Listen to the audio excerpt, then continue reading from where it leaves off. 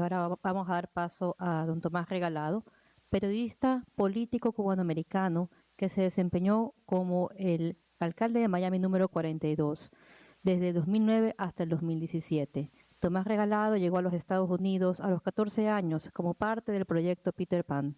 Su padre, periodista, fue preso político de la dictadura castrista por 22 años. Regalado fue considerado una vez el periodista más joven y desde entonces ha tenido una infatigable carrera periodística en prensa, radio y televisión, cubriendo la guerra de Angola, las protestas en Soweto y la guerra civil en Mozambique, así como las guerras civiles en Nicaragua y El Salvador. Ha cubierto 78 países y fue el primer cubanoamericano en ser miembro del cuerpo de prensa de la Casa Blanca y como tal acompañó en sus viajes a los presidentes Ronald Reagan, George Bush y Bill Clinton. Actualmente es el director de la Oficina de Transmisiones a Cuba, Radio y Televisión Martí y miembro del Consejo Consultivo del Inter-American Institute for Democracy. Bienvenido.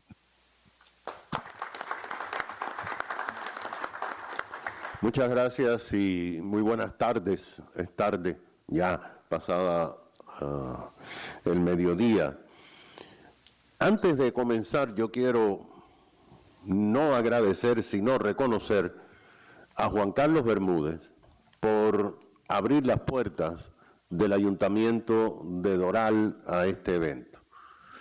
Hay una cierta corriente de opinión, incluso en algunos periodistas, que tratan de como dictar normas a funcionarios electos locales, diciendo de que se deben ocupar de arreglar calles, de arreglar aceras, de mejorar el tráfico y no hablar de Venezuela, de Cuba, de Nicaragua, no opinar como funcionarios electos ni como ciudad sobre temas que realmente no conciernen a un gobierno municipal. Yo estoy totalmente en desacuerdo de esa corriente mínima, pero que existe. Y, por supuesto, durante los 8 años de alcaldía hicimos todo lo contrario. Y lo hicimos porque nosotros tenemos la obligación de representar a los que representamos, de representar a todas las comunidades y en el caso de Doral, esto es un microcosmo de la crisis que tenemos en todo este continente. Aquí están congregados miles de venezolanos, pero también hay cubanos, hay nicaragüenses, hay incluso chinos que están siendo perseguidos. Y por eso Juan Carlos hace muy bien en abrir las puertas de este santuario de transparencia para que se pueda alzar las voces y denunciar a países. Cuando estábamos en la ciudad de Miami, a veces algunos nos criticaban, incluso de la prensa grande, de que Miami era una de las pocas ciudades que tenía una política exterior. Y decíamos nosotros con mucho gusto. Pero yo creo que es importante hablar de este día. Ayer la presidenta de la Sociedad Interamericana de Prensa, María Elvira Domínguez, directora del diario El País de Cali, en Colombia, emitió un comunicado donde dijo, entre otras cosas, no podemos celebrar. Y yo creo que hasta cierto punto tiene razón, pero nosotros debemos de mirar hacia el futuro. Y si miramos al futuro en los momentos donde estamos, a pesar de todas las adversidades, nosotros podemos asegurar que estamos ganando. Y podemos asegurar que estamos ganando porque a pesar de todos los esfuerzos de las tiranías, la prensa continúa avanzando para darle al pueblo la información que es poder. A veces, lamentablemente, algunas personas hasta medios reconocidos, internacionales, nacionales, no le dan cabida a cosas que pasan en Cuba desde el punto de vista de la violación de las libertades civiles, individuales y libertades de prensa, porque es como que ya tienen fatiga de Cuba. Hemos escuchado cómo en distintos países se han venido confiscando una serie de medios de comunicación. Señoras y señores, en 1959 y en menos de 14 meses, el régimen de Castro confiscó absolutamente todos los medios de comunicación, de forma absoluta. Mi padre fue el último presidente de la Asociación de Reporters de Cuba, que yo recuerdo de muy niño ir a esos mítines o reuniones o plenarias a principios del año 59. Esa es una de las pocas memorias que yo tengo de Cuba. En el viejo edificio que tenían en la calle Prado, y había una serie de discusiones muy fluidas sobre cómo encaminar la prensa en favor de la revolución. Y aquella asociación de reporters de Cuba en su sede fue cerrada, fue confiscado el edificio, los directivos fueron apresados, fueron juzgados, y la razón por la que la hicieron es porque esas personas tenían una influencia de la llamada República y además respondían al imperialismo yanqui. Y en aquel momento fue cuando comenzó a sembrarse la semilla que estamos viendo nosotros en todo este hemisferio. Claro, cuando aquello, como diría mi hermano Armando Valladares, nadie escuchaba. Cuando el gobierno cubano creó una frase que estaba en todas las pancartas, los billboards, como tenemos aquí en el Palmetto, que decía: dentro de la revolución, todo; fuera de la revolución, nada. Esa ha sido la Biblia para que esos aspirantes a fideles como Evo, Chávez, creen su estructura, que en definitiva ha hecho lo que ha hecho en nombre del socialismo del siglo XXI, del imperialismo, contraimperialismo, de todo, pero la realidad, la lectura de todo esto es que para mantenerse en el poder. Y Cuba lo había anunciado. Lo que pasa es que nadie escuchaba. Cuba había anunciado en los 60, cuando se creó la Organización Latinoamericana de Solidaridad con los Pueblos de Asia, África y América Latina, que se iban a crear 1, 2, 3 Vietnam en la América Latina y que los Andes iban a ser la Sierra Maestra. Pero nadie escuchaba.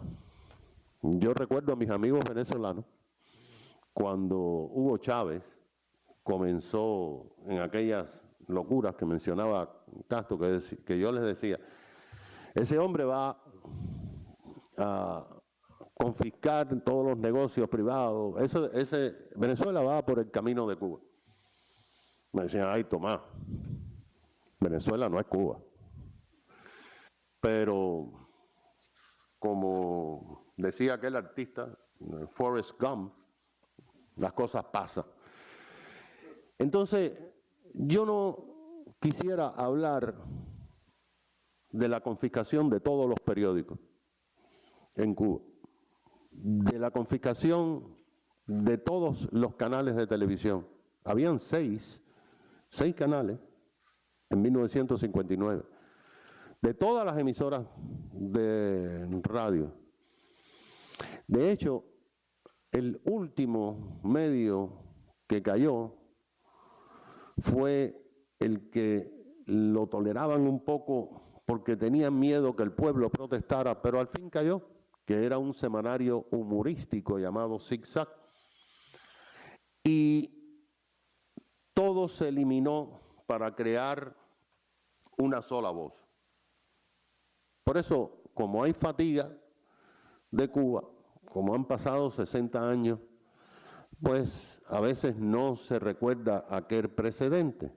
Lo que sí debemos apuntar en el día de hoy, y el señor Trotti habló de eso, es que la nueva Constitución que se aprobó hace solamente unos meses por un número que el régimen simplemente dio a conocer y entró en vigor hace solamente unos días, es muy clara. La nueva Constitución ratifica, pero además añade una serie de artículos donde dice que la única prensa permitida en Cuba es la prensa que es dirigida por los organismos del Estado y del partido. Tan claro como eso. Y que todas aquellas personas que estén fuera de esa organización no pueden ejercer el periodista. Y tiene también el artículo 349, en el cual el régimen tiene la autoridad para regular todas las manifestaciones del arte. Lo que tú puedes cantar, lo que tú puedes pintar, lo que tú puedes esculpir, todas las artes están reguladas. Es como el chiflao de Corea del Norte, pero una cosa tropical en Cuba. Pero yo no me quiero tampoco referir a esa Constitución. Yo me quiero referir a unos casos específicos para que ustedes se den cuenta de que como Venezuela, Nicaragua, Bolivia, siguen los pasos trazados por La Habana, de eso no hay duda. Las cosas se van a poner peores porque en Cuba se están poniendo peor. En Cuba, a partir de esta nueva Constitución, la represión se ha multiplicado contra los periodistas independientes y contra todas aquellas personas que quieran hacer algún tipo de manifestación de libertad de expresión. Incluso caminar por una calle con una flor.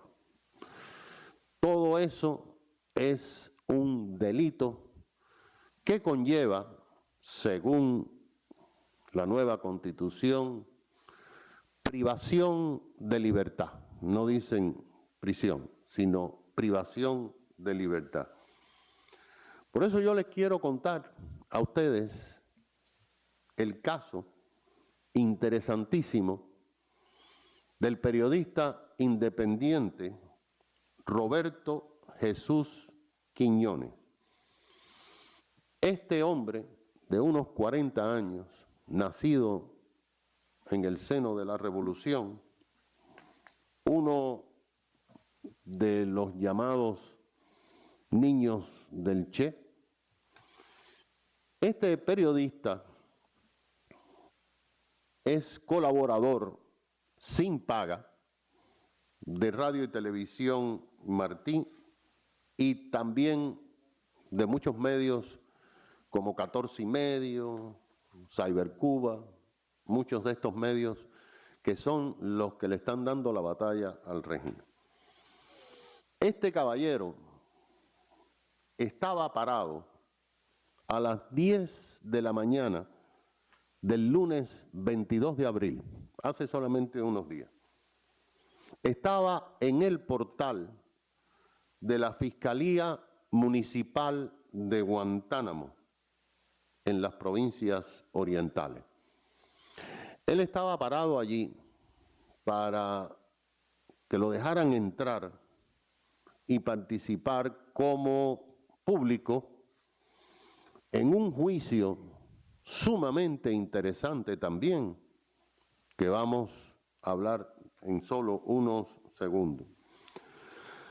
En ese momento llegaron 3 agentes de la Policía Nacional Revolucionaria.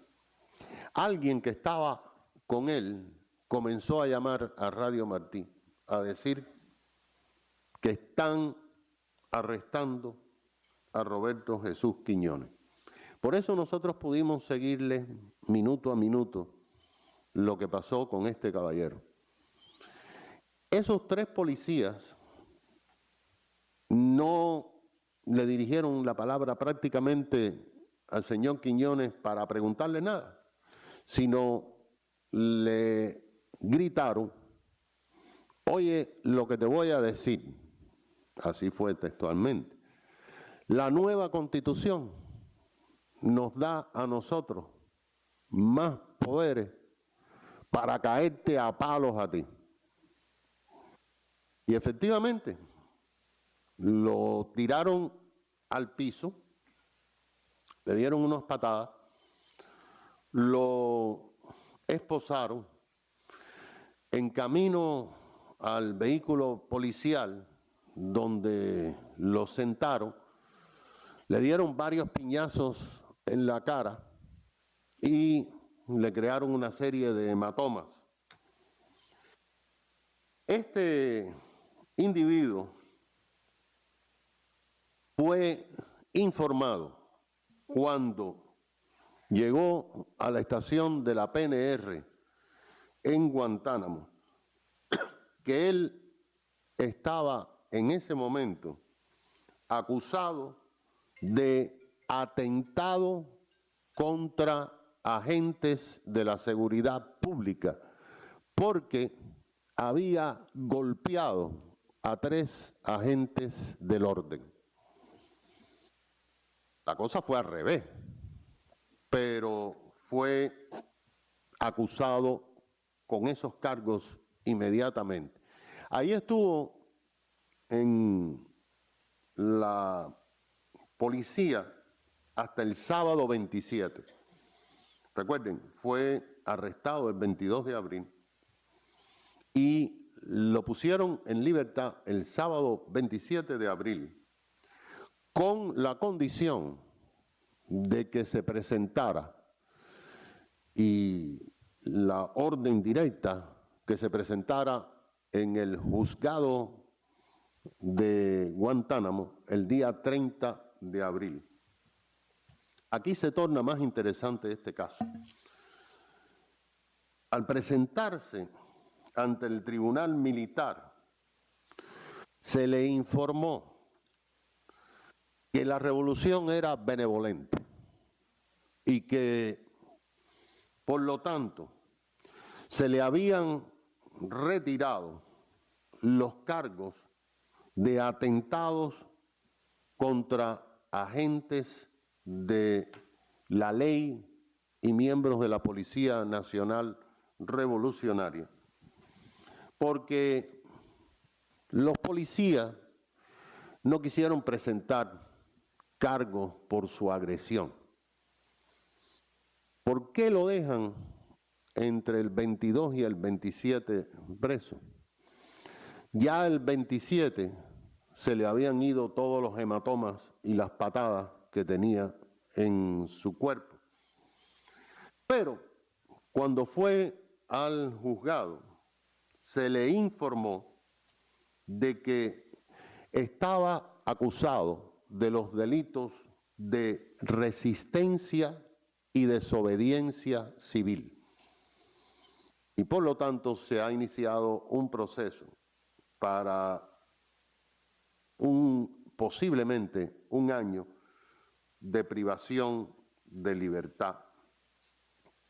Él tiene que volver a juzgado la semana próxima para recibir en la Fiscalía Provincial de Guantánamo la sentencia definitiva. Ahora, ¿por qué estaba Quiñones en la entrada del tribunal? Y esto nos lleva a un caso de la libertad de expresión. Y un caso que es sumamente raro. De hecho, es el primero que ocurre en la isla.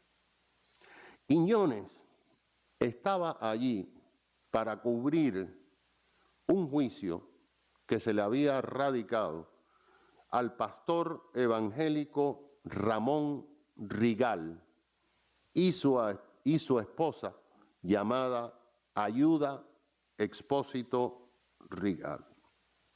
Ese día, estos dos señores de Guantánamo fueron sentenciados a 2 años de prisión con trabajo forzado para el pastor evangélico Ramón Rigal y 1 año de prisión para su esposa Ayuda Expósito.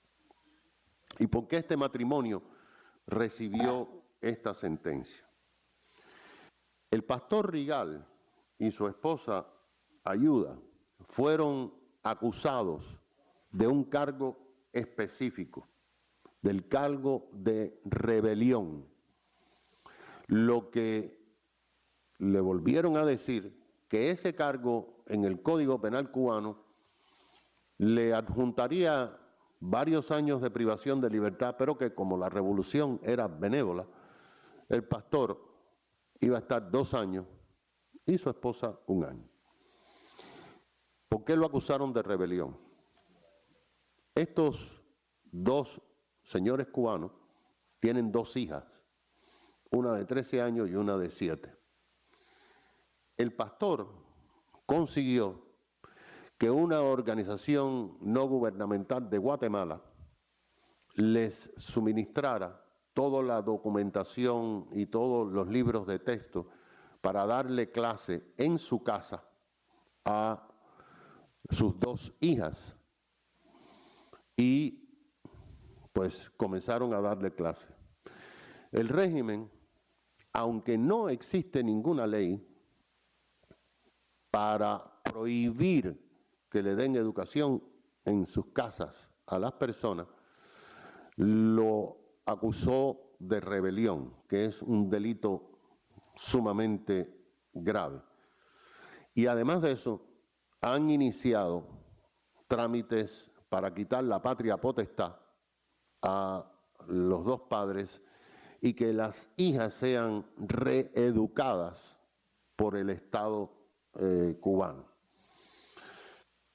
Lo curioso es que hay una organización aquí en los Estados Unidos que se llama Homeschooling, que ha adoptado este caso, y próximamente hay protestas frente a la embajada cubana en Washington por el caso de este pastor y de su esposa Ayuda.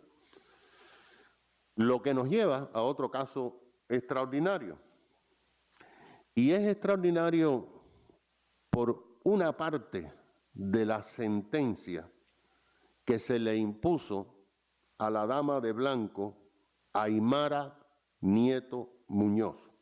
Esto ocurrió la semana pasada, no hace 60 años. Ocurrió en tiempo real, vamos a decir. Muchos de ustedes saben que las damas de blanco llevan 185 domingos caminando por las calles de La Habana y otras partes de la isla de Cuba, vestidas de blanco, con una flor blanca en la mano, rezando. A veces llegan algunos carteles y el propósito de ella es llegar a una iglesia, llegar a misa para orar por la libertad de los presos políticos. El pasado domingo, 23 damas de blanco fueron arrestadas, varias en La Habana, varias en las provincias orientales. Hubo un operativo para evitar que salieran de la sede nacional de las damas de blanco para ir a la iglesia, en donde está Berta Soler, su dirigente. Pero el caso es que la señora Aymara ya estaba en prisión. La semana pasada fue llevada a juicio, justamente por varios delitos. Entre los delitos era obstruir la vía pública, porque estaba caminando por la acera.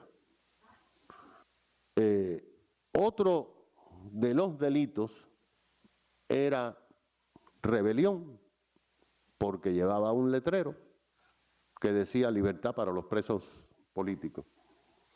Pero el delito más grave fue el mismo que le pusieron a este periodista, que fue atentado contra agentes de la ley y el orden. Bueno, ¿qué pasó ese domingo cuando Aymara estaba caminando? Aymara estaba caminando con varias damas de blanco y llegaron varias mujeres policías. Y simplemente, cuando ella vio a las mujeres policías, ella gritó: libertad para los presos políticos. Por supuesto, las dos mujeres policías fueron hacia donde estaba ella y, como es costumbre, la trataron de agarrar para llevarse la presa por obstruir la vía pública, y comenzaron a decirle cosas, y Aymara comenzó a decirle cosas a ella, de que libertad para los presos políticos, abusadora, etc. Las dos policías la tiraron al piso y le estuvieron dando piñazos en el piso durante varios minutos. El juicio de la semana pasada, esta mujer llevaba varios meses presa, por cierto, pero el juicio de la semana pasada fue alucinante, fue algo simplemente increíble. El señor juez sentenció a Aymara Nieto Núñez a 4 años de privación de libertad por perturbar la paz. Ese fue el delito. Pero añadió otra sentencia, y esto lo tenemos que resaltar porque es la primera vez que ocurre, bastante insólito. El juez iracundo, muy molesto, le dijo a la señora que ella había maliciosamente destruido propiedad estatal, porque en el forcejeo con las dos policías, a una policía se le rompió la camisa, y por lo tanto hubo otra sentencia. La sentencia era de pagar 7 pesos cubanos para arreglar la camisa de la gente de policía. Lo que ocurrió era de esperarse. Aymara, ante el tribunal, dijo que ella no iba a pagar la camisa porque la camisa la rompieron las propias policías cuando se estaban tirando arriba de ella y dándole piñazos en el piso.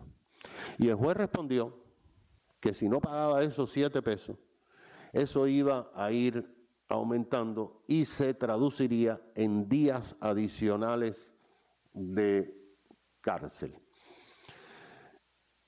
Esto está pasando en este momento, en tiempo real, casi como si fuera ahora. Lo que quiere decir que el periodismo en Cuba está bajo asedio, pero no solamente el periodismo. Está bajo asedio la libertad de expresión, la libertad de movimiento, la libertad de todo tipo de libertades civiles y sociales, y que las cosas se van a poner peor, porque mientras más el régimen se sienta a la defensiva, más van a intensificar la represión contra el régimen. Pero, ya para terminar, le estamos ganando. Y eso puede parecer como algo que los exilados cubanos a través de 60 años han dicho, bueno, recordando a los judíos del año próximo en Jerusalén, de que el año próximo comemos el lechón en Cuba, refiriéndose a la Navidad. Pero de verdad que estamos ganando, por varias razones.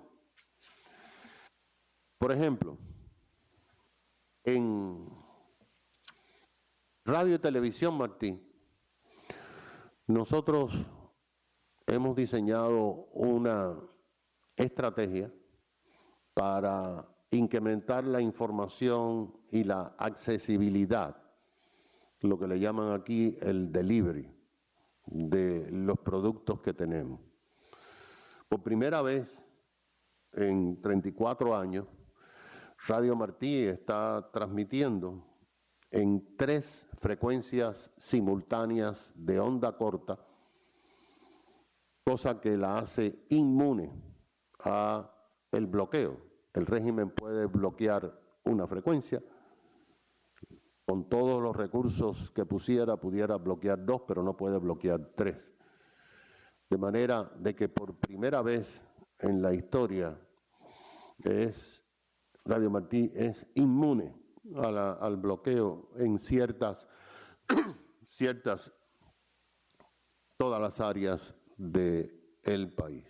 Hemos aumentado la señal de AM y hemos creado una nueva señal de onda corta para transmitir el sonido de Televisión Martí. Además, hemos visto, y eso es lo más importante, no porque Radio Martí esté reformándose y Televisión Martí, sino por la respuesta que hay de la isla. Hemos encontrado que cada día son más las personas que quieren ser corresponsales, colaboradores de Radio y Televisión Martí. No piden nada.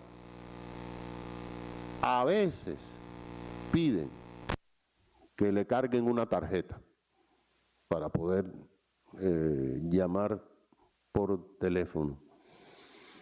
El 24 de febrero pasado, nosotros tuvimos una programación especial sobre el referéndum que empezó a las 9 de la mañana y terminó a las 12 de la noche. En vivo, en directo todo.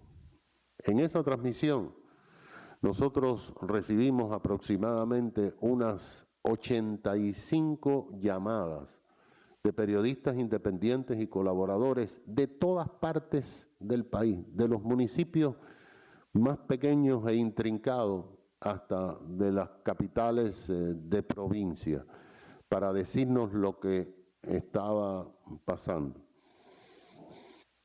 Nosotros, cuando llegamos hace casi un año, creamos algunas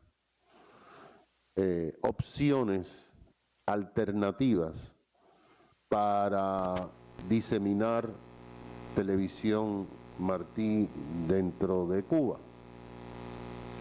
Y le llamamos el cañonazo de las 9, porque la programación del día logramos la habilidad de que a las 9 o un poco antes estuviera en miles y miles de casas de Cuba, utilizando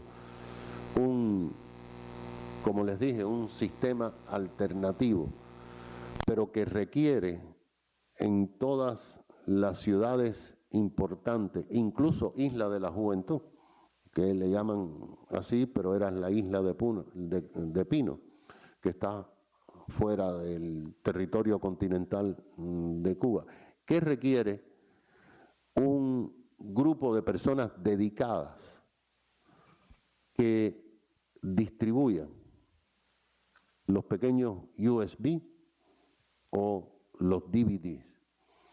Y eso,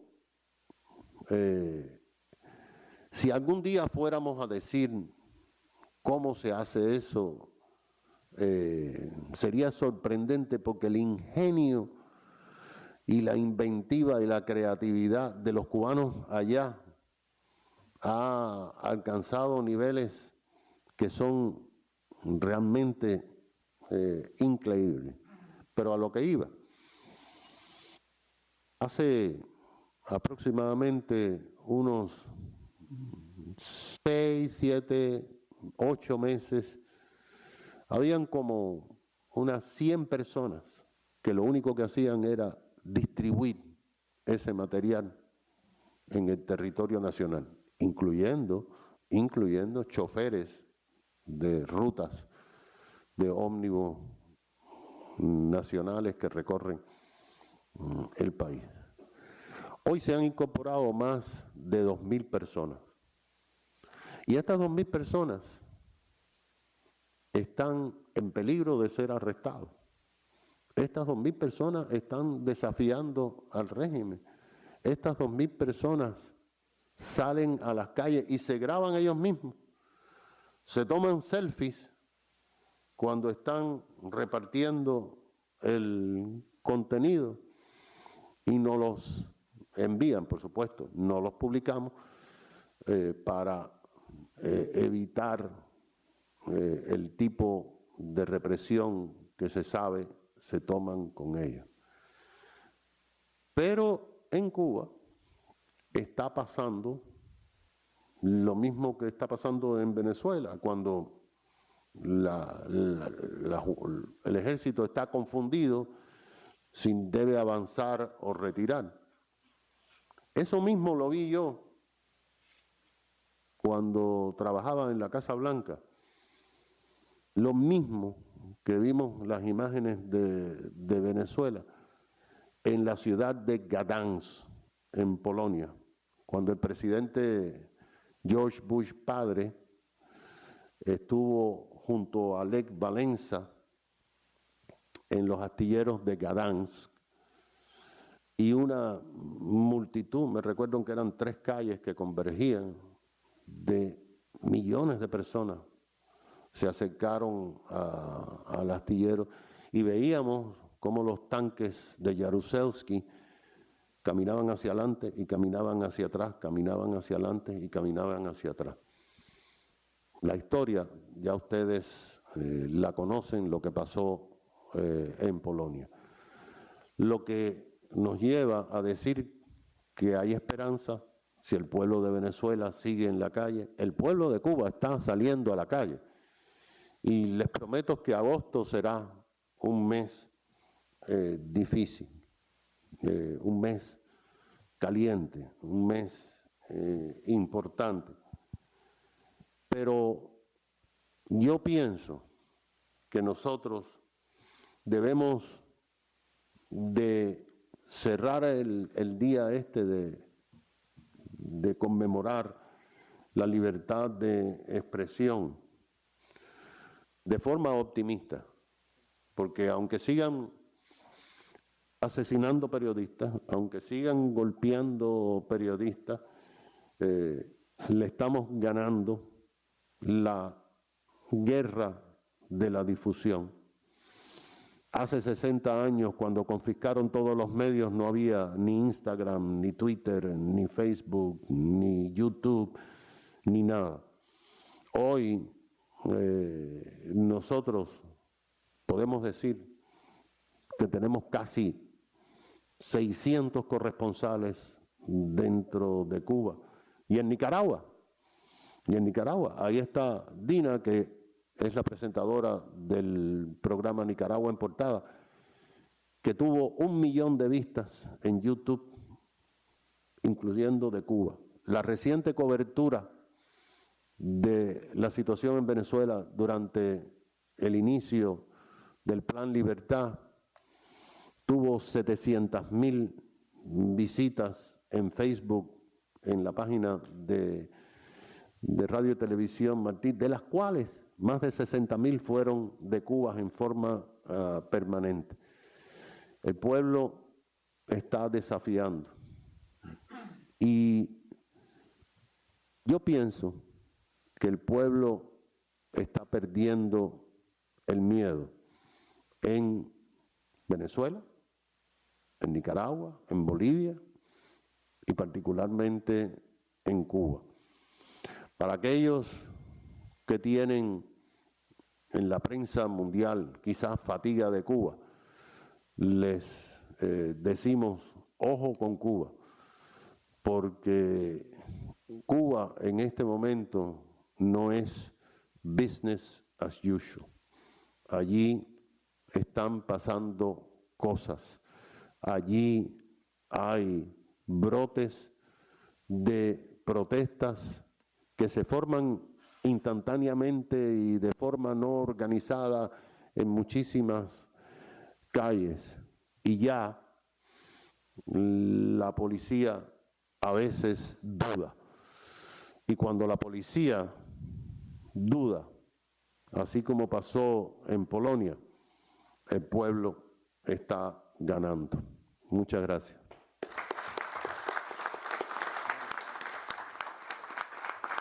Muchísimas gracias a todos los panelistas, muchísimas gracias, alcalde Bermúdez y a la ciudad de Doral. Damos por concluido este foro. Muchísimas gracias a todos los asistentes. Gracias. Gracias.